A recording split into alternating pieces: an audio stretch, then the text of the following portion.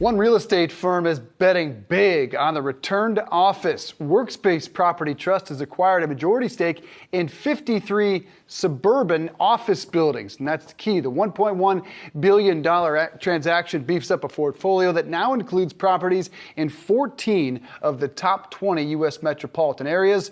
Workspace Property Trust Co-Founder, Chairman, and CEO Tom Rizk joining us now. Tom, good to see you. Courage, they say, is running into a burning building when others are running out. Why is this a good time to invest in office space? Well, you have to distinguish between suburban office space and CBD or downtown office space. We believe that the demographic shift is really moving to the suburbs, and the pandemic just accelerated that. We're seeing that in our numbers. We're seeing increased leasing velocity. This quarter, we have the largest pipeline of leasing activity in the suburbs than we've had in a few years. We feel that at the end of the day, the suburbs are the big winner coming out of the pandemic. And so you will see us continue to invest aggressively in the suburbs for those headline reasons. Well, Tom, not all suburbs obviously are equal. Those high growth markets, what are they? How are you defining those areas? Well, I guess high growth markets tend to be reflective of things like tax structure, lower tax states, demographics, increase in population. You see that in several different markets across the country. And in those cases, you've got, I guess, a decade ago, you saw millennials driving the market to the cities. People said millennials will live, work, and play in the city. The suburbs will suffer. Now the opposite's happening. The millennials are having children. They're moving to the suburbs. And now they don't want to get on a subway. They don't want to get on an elevator with 25 stories. They prefer to be close to home. It is a good sort of medium solution or moderate solution to, I don't want to work at home, but I don't want to be in the city. And so we're seeing population growth, taxes being sort of two of the high profile factors in growth markets. Well, Tom, I'm curious to get your thoughts on, because in the second quarter, we saw Denver, Charlotte, Washington, D.C., Seattle among those downtown submarkets that recorded the biggest increases in vacancy during Q2. Taking a look at some of those other cities, obviously, Austin, Fort Lauderdale, Las Vegas, Miami, Atlanta, we're on the opposite side of the spectrum. But taking a look at the cities, I guess, that see the highest vacancy in downtown, are those the areas that are seeing the most demand for the suburban offices? Does that make sense? Well, maybe. They're not necessarily related. They can be related.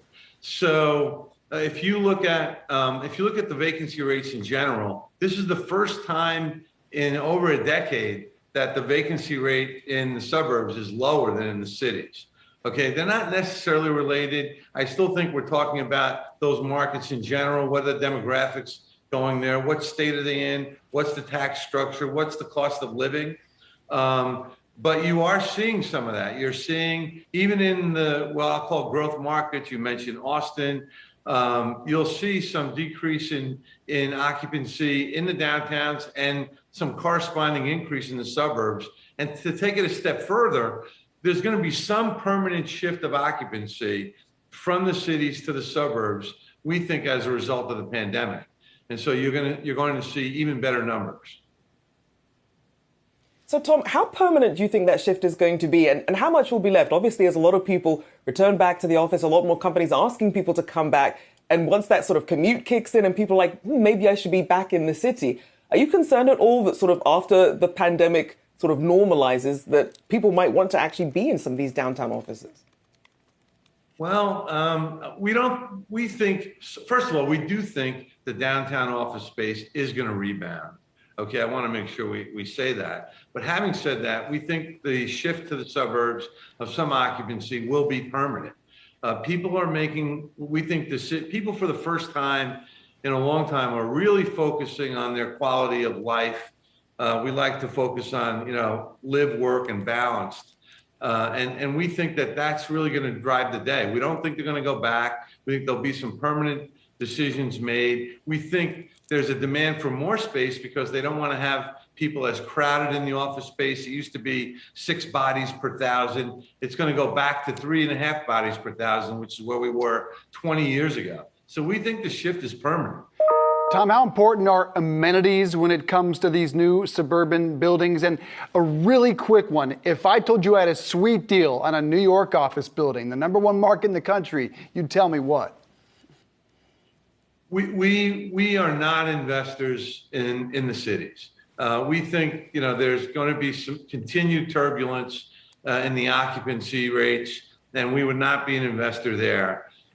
You mentioned, what about amenities? Amenities are extremely important in the suburbs. You have to be, even more than that, the entire environment. It has to be a live, work, play environment. It has to have a lot of retail opportunities. It has to have everything you can think of from workouts, locations.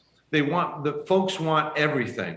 And if you have a lower quality building where you just don't have the amenities, those buildings are going to suffer whether or not they're in the suburbs. Tom Rizk, great to have you here on Yahoo Finance. Thanks so much for taking the time. We hope to have you back again soon.